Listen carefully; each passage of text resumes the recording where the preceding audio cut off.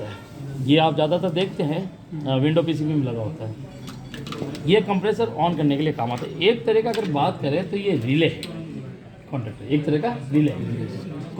फ़र्क दोनों में यही होता है कि इसकी कार्यविधि भी बिल्कुल होती तो वैसी ही है, लेकिन ये ऑन किस पर होता है, AC वोल्ट पर। इसमें एक साइड होती है जिस तरफ स्विच होता है वो होता है इसका ओपन साइड, उधर आप AC वोल्ट देते हैं।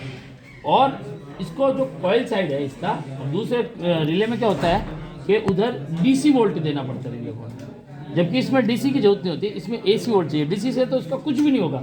इसको कॉइल साइड ऑन करने के लिए इसमें AC वोल्ट देना होता है। यहाँ पे इसकी पिनों के बारे में नंबर दे रखे हैं। 1 और 4 के बीच में बना हुआ है ना, ये स्विच है, स्विच का सिंबल है, पुशेबल स्विच जिसे बोलते हैं। और यहाँ पे 5 और 6 के बीच में कॉइल है। अब यहाँ टर्मिनल पे देखो 1 और 4, तो इन दो के बीच में कौन से तार लगेंगे आपके, स्विच के। इन दो के बीच में आपके लगेंगे कॉइल के। तो एक वायर आपका न्यूट्रल का है, और ये वाला जो वायर होता है ये क्या होता है कि यहाँ पे लिखा होता है, देखो कंप्रेसर आउट, ये कॉम्प लिखा है ये वाला, तो ये यहाँ जुड़ा होता है, ठीक है। और ये जुड़ा होता है न्यूट्रल में। कंप्रेसर को एक न्यूट्रल वायर पहले दे रखा होता है और एक लाइव वायर यहाँ पे दे देते हैं, और ये कंप्रेसर से जोड़ देते हैं, ठीक है।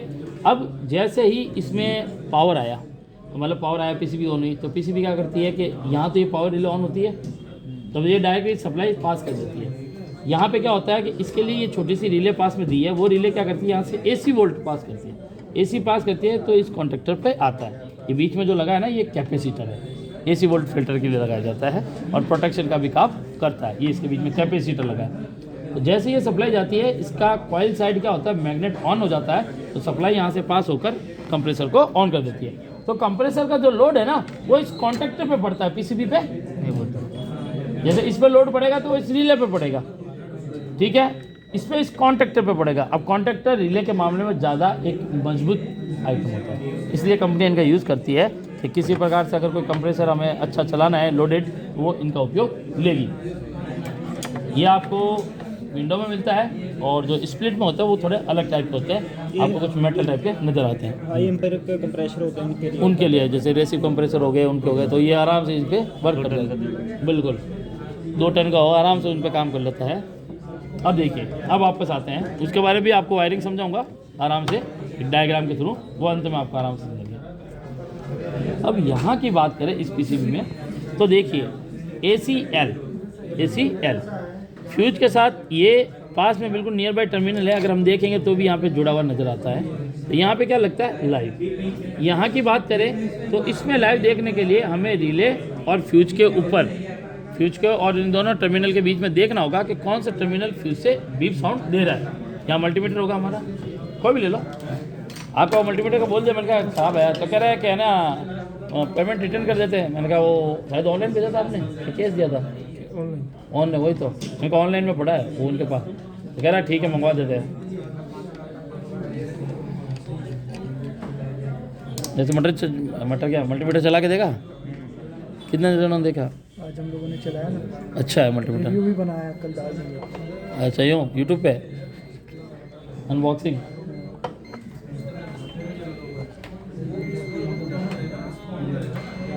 इसकी एक्यूरेसी 0 आती है, ये अच्छी लगती है मेरे को। मेरे वाले में भी आप करोगे तो 4 बात हवा में दिखाता रहता है वो पहले, ये थोड़ा एक्यूरेट है इसलिए अच्छा लगता है। अब देखिए ये तो ठीक है, इसके पास से जुड़ा है। यहाँ पे फ्यूज के साथ कौन सा टर्मिनल है, ये बज रहा है, ये वाला है, ये नहीं बज रहा है, ये बज रहा है। फ्यूज को जब भी आप चेक करोगे कितना आ रहा है, 0.1 आ रहा है, तो 0 ही आना चाहिए। फ्यूज अच्छी क्वालिटी का वही होता है, ठीक है ना। तो यहाँ पे ये फ्यूज के साथ बीप कर रहा है। एक हमारा लाइव वायर इसमें जाएगा, ठीक है, और एक इसमें न्यूट्रल लगाना पड़ेगा। तो न्यूट्रल के लिए लिखा होता है, न्यूट्रल के लिए लिखा होता है। तो यहाँ पे आपको लाइव और न्यूट्रल लगा देना है। पावर इसमें इन होता है।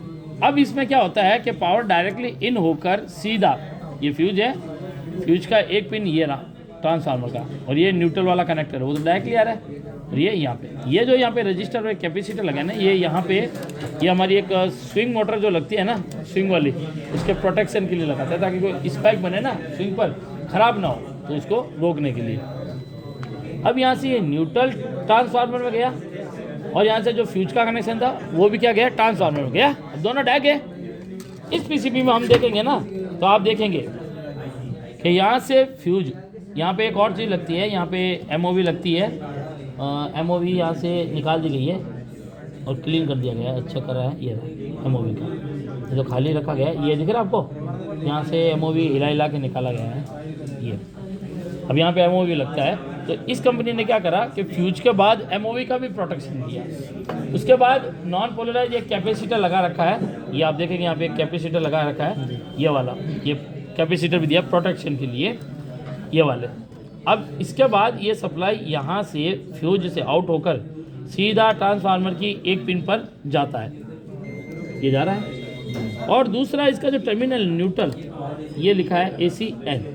किसी भी पीसीबी में न्यूट्रल जरूर लिखा होता है। आप जाए कोई भी पीसीबी उठाते हैं, इसमें देखिए पावर रिले लगा है, कंपनी ने पावर रिले दिया है, और ये पीसीबी एक जैसी है। अगर आप यहाँ ध्यान नजर मारेंगे ना, आपको एक जैसी मिलेगी, दोनों एक जैसी लगभग। इसमें भी यहाँ पे न्यूट्रल ये लिखा हुआ है, बिल्कुल ये दोनों न्यूट्रल टर्मिनल है, ठीक है। और ये भी कहाँ जाएंगे, सीधा आपके ट्रांसफार्मर पे जाना, दोनों का ही है, लेकिन इसका बीच में प्रोटेक्शन और फिल्टर दोनों दिया है, जबकि वो डायरेक्टली दे रहा है। इसने एमओवी का भी देता है, एक्चुअली इसमें एमओवी निकाल रखा है, ये देखिए एमओवी लगा है, ये वाला ये लगा है ना काला वाला, ये एमओवी होता है। ये ब्लास्ट भी होता है तो अंदर ही पैक रहता है, आगे कोई दिक्कत नहीं, शॉर्ट होने पर ये फ्यूज को उड़ाता रहता है। ये जब भी हम चेक करते हैं, इसमें बाहर निकाल के इसका नो वैल्यू नो बीप आना चाहिए, तो ये सही होता है। बोर्ड में वैल्यू दे सकता है, बीप साउंड नहीं देना चाहिए इसका, ठीक है। अब यहाँ से हमारा AC वोल्ट जो फ्यूज से और न्यूट्रल से वो सीधा ट्रांसफार्मर की प्राइमरी कॉइल में जाएगा। ट्रैक अब यहाँ सीधे हमें यहाँ नज़र आ रहे हैं, हो सकता है किसी में कुछ घुमा के दें, ठीक है ना। काफ़ी बार ये